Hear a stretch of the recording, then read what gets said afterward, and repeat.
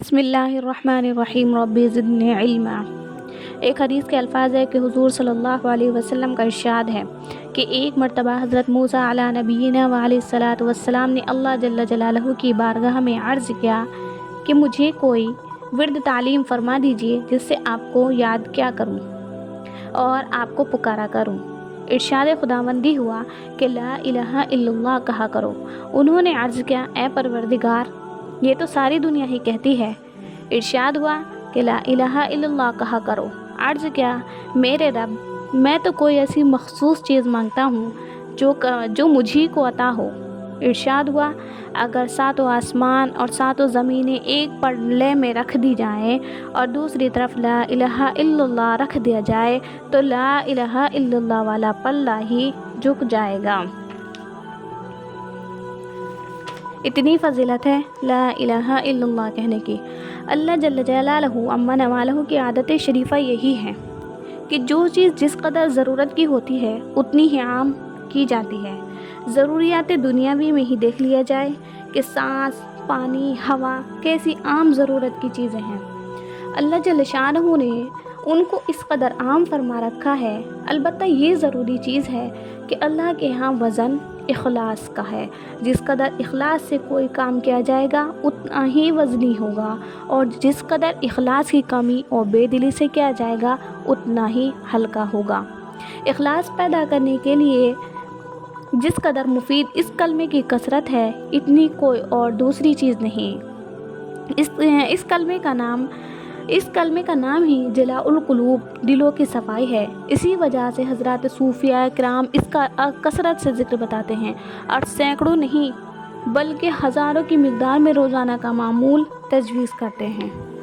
ایک اور حدیث کے الفاظ ہیں جس کو حضرت زید بن ارقم روایت کرتے ہیں، حضور صلی اللہ علیہ وسلم سے نقل کرتے ہیں کہ جو شخص اخلاص کے ساتھ لا الہ الا اللہ کہے وہ جنت میں داخل ہوگا۔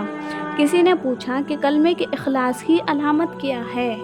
کلمے کے اخلاص کی علامت کیا ہے؟ تو آپ نے فرمایا کہ حرام کاموں سے اس کو روک دے۔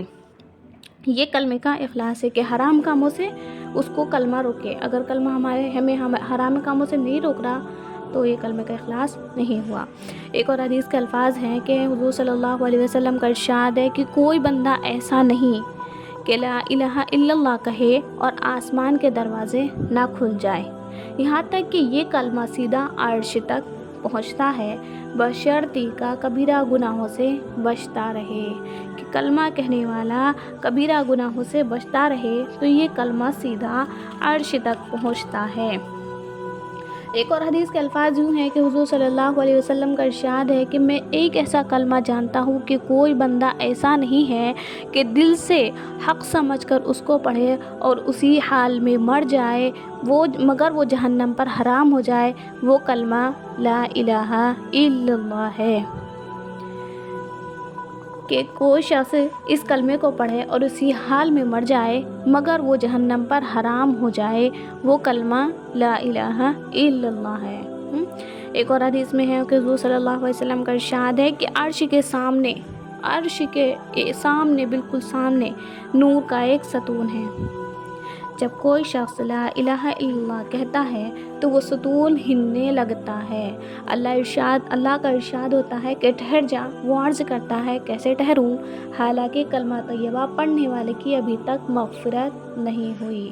ارشاد ہوتا ہے اچھا، میں نے اس کی مغفرت کر دی تو وہ ستون ٹھہر جاتا ہے۔ تو اس سے معلوم ہوا کہ کلمہ طیبہ اپنے پڑھنے والے کی اللہ سے مغفرت کروا کر ہی رہے گا۔